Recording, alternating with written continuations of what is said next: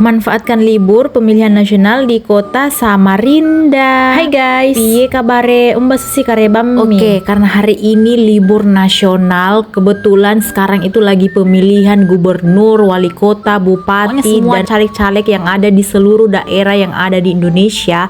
Lagi sibuk-sibuknya, lagi panas-panasnya. Hari ini aku bersama dengan Pak Suami dan Bocil lagi menikmati hari libur karena jarang-jarang ya kan Pak Suami itu libur kayak gini, kecuali off. Jadi aku nikmatilah kebersamaan bersama dengan Pak Suami dan Bocil aku ini dengan cara makan alias mukbang. Tapi sebelum mukbang ini antara Suami dan Bocil, tadi itu Pak Suami udah bilang, ini kira-kira kita mau pergi jalannya kemana, soalnya ini udah libur. Padahal liburnya cuma sehari. Harap maklum ya say, karena jarang-jarang libur, walaupun ada off tapi cuman 2 kali sebulan. Jadi ya sudah, kita tunggu sampai sorean nanti baru kita berangkat. Dan akhirnya ujuk-ujuk kita udah dalam perjalanan karena ini udah sekitaran jam 4:30 sorean. Nah di sini kita dalam perjalanan tapi tujuan kita itu nggak ada sama sekali, sekedar jalan-jalan aja. Tadi itu ada apa di gunung ya? Ternyata nggak sia-sia jalan-jalan sore kita ini karena kita bisa nikmatin sunsetnya udah secantik itu. Nah di sini masih ada TPS yang sementara kumpulin suara. Karena saking gabutnya nggak tahu arahnya mau kemana, di sini aku ngajakin Pak Suami untuk lewati jalan yang menanjak tembus ke Harapan Baru. Astaga, cantiknya di sini pemandangannya karena bisa melihat seluruh Harapan Baru. Soalnya di sini kan agak ketinggian ya. Jangan salfok ya, Harapan Baru itu adalah nama daerah yang ada di Loajanan alias Samarinda seberang. Di sini juga aku salfok dengan klaster Harapan Baru atau perumahan yang ada di Harapan Baru karena dia berdekatan dengan pasar. Soalnya penasaran dengan model perumahan yang ada di klaster Harapan Baru itu. Tapi sayangnya di situ udah dipalang jadi nggak bisa masuk. Ya sudah, kita lanjutin aja untuk pulang. Nah di sini perjalanan dari Harapan Baru sampai ke Loajanan kilo 1.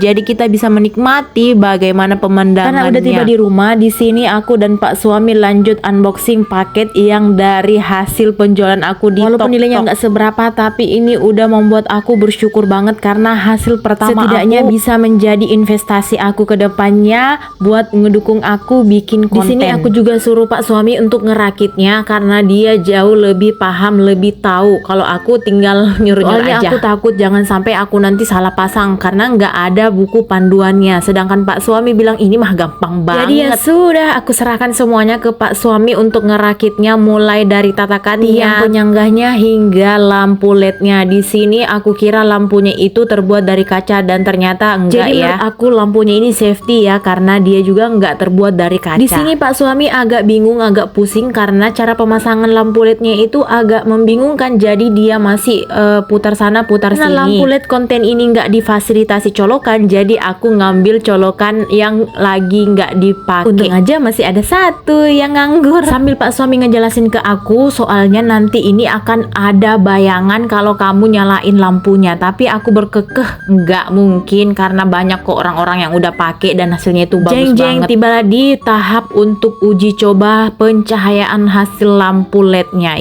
Ini sudah nyala dan ini adalah lampu pertama. Untuk memastikan tingkat pencahayaannya, aku mematikan lampu karena di sini aku mau tes juga bagaimana bayangannya itu betul atau dan ternyata betul guys, itu Suami lagi nunjuk-nunjuk ini katanya bayangannya sayang. Jadi ya udah aku juga pasrah. Karena emang betul ada bayangannya kalau kita sejajarin HP dengan cahaya lampunya. Tapi di sini aku nanya ke Pak Suami, coba deh kita akalin, kita miringin lampu LED-nya, pasti nggak ada. Sambil Pak Suami ngatur-ngatur bagaimana bisa dapat pencahayaannya yang nggak ada timbul bayangan kayak gini. Aku juga sibuk jadi mandor. Iya mandor, soalnya ini kan aku yang mau pakai.